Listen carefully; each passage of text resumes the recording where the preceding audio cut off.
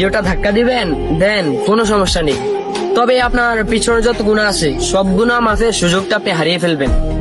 তো আজকে আমি আপনাদেরকে এমন একটা আমল শেখাতে চলেছি, আমলটি যদি আপনি করতে পারেন তাহলে আপনার পিছনে যত গুনাহ আছে সব গুনাহ মাফ হয়ে যাবে। সুবহানাল্লাহ।